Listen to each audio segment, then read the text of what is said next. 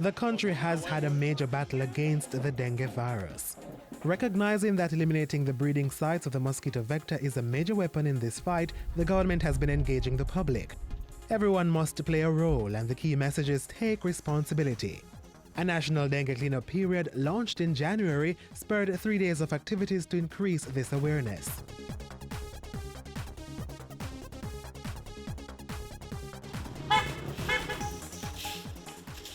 The communities of Grandspen and Raytown were selected as national project sites, with work also undertaken at 36 other communities identified as critical areas for national dengue cleanup intervention. Environmentally friendly, safe, and you'll drop it in there. 3 key stakeholder ministries, health and wellness, culture and local government, steered the initiative. What the government is doing, we are working with all the leaders in the community, trying to get the message out. So this group that is mobilized has a representative set of leaders of a community.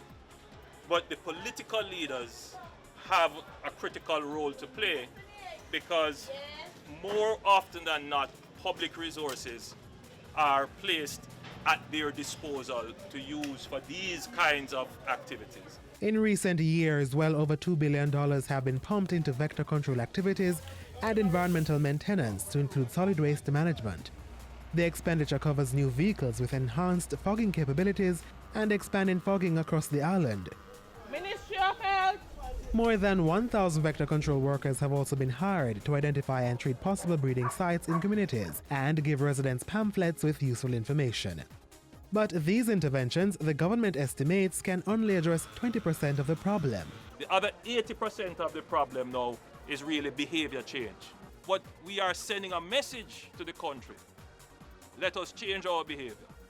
And once we begin to do that, the one mosquito that can breed between 1,800 to 3,000 mosquitoes, if you kill that one mosquito, consider how much you save.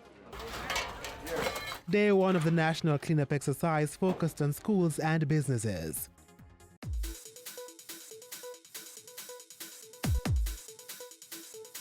The Jamaica Information Service was among the businesses where staff took time out from their regular work schedule to search for mosquito breeding sites. Remember to look under your flower pot.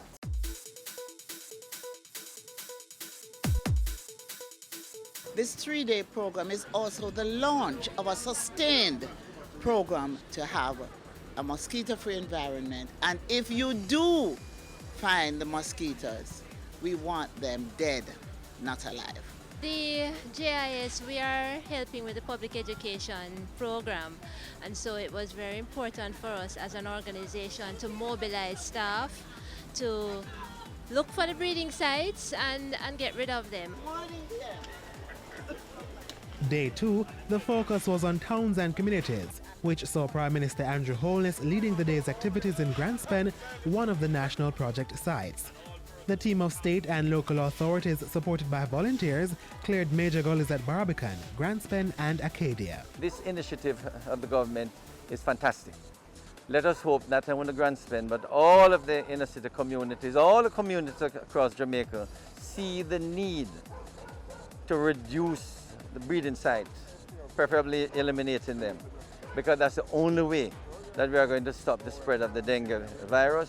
The National Solid Waste Management Authority NSWMA teams removed the bulky waste.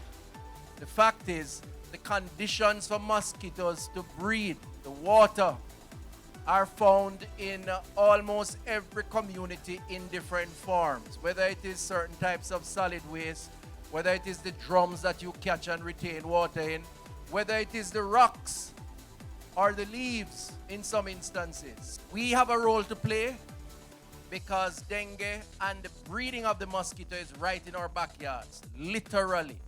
And we must play that role in our own personal interests, in the interests of our family, community, and by extension, country. There's a commitment on our part to join with the government to eradicate mosquitoes, because at the end of the day, it is the lives and livelihoods of Jamaicans that is being affected. The 3rd day of the National Dengue Cleanup exercise involved engaging citizens in their homes. So remember now, this pill has no indication of any harm to your health. All right? So we can just drop it in. Well, that is usually done by the Ministry of Health or persons trained or under the supervision of the Ministry of Health. But what we do recommend is that if you have to store water, that you cover it like this. If you were to buy this mesh pre-made, it would be about $500. But that should be considered against the cost of treating someone with dengue, which could be about $200,000.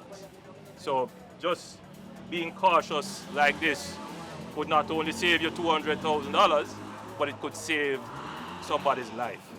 And you don't have to buy this ready-made.